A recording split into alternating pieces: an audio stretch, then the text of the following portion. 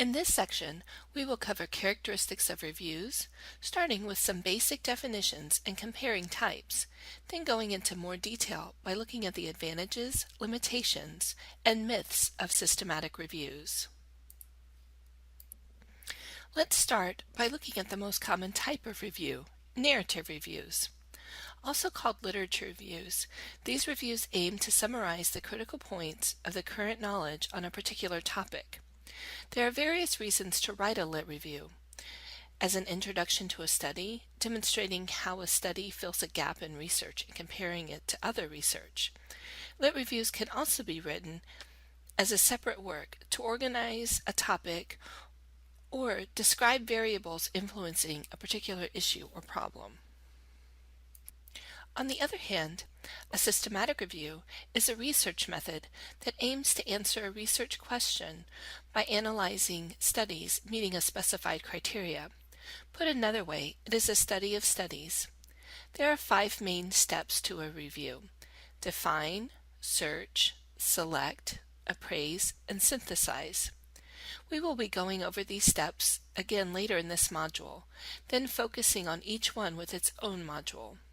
Throughout these steps, there are 3 main principles: transparency, stating all methods, following standards and evidence-based practices for reviews, and minimizing bias by being rigorous and systematic with each step of the process.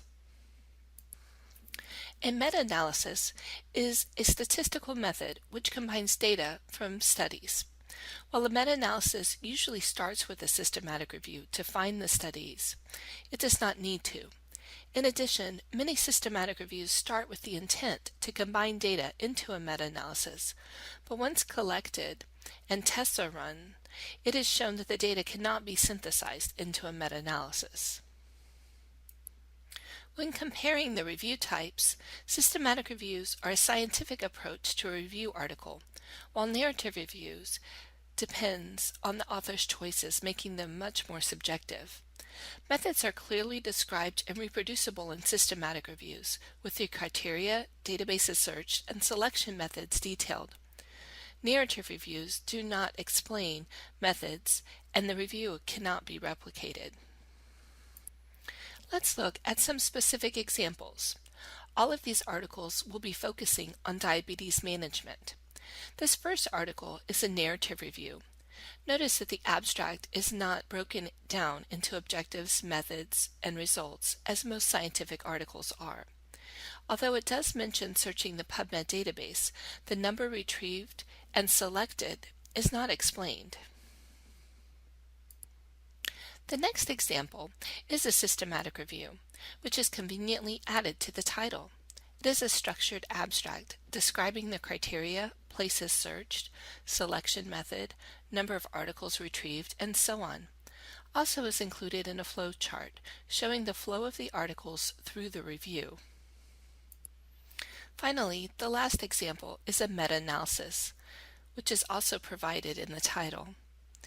With a structured abstract, it describes the criteria, number of articles retrieved, and the findings.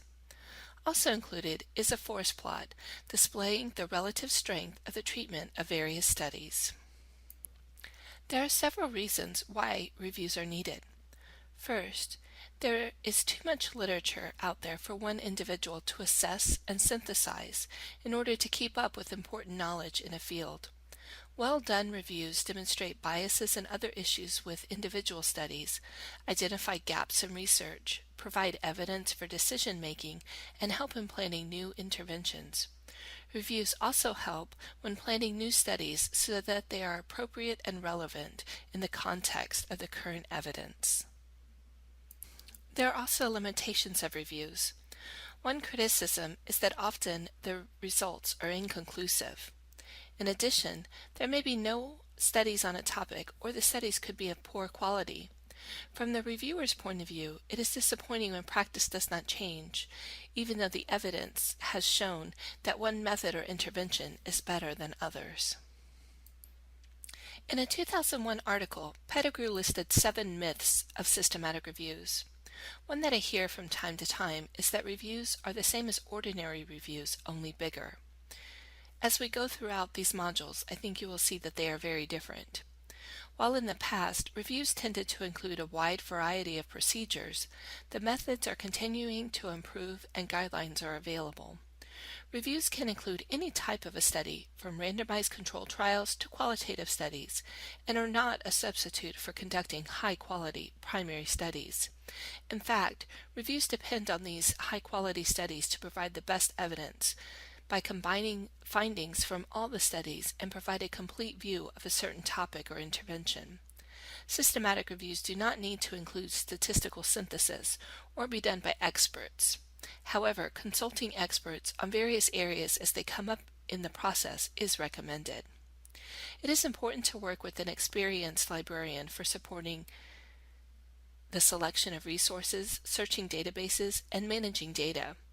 Finally, grounding the systematic review in the real world is a very important step for authors to make to ensure that the results provide the needed evidence to those in the field.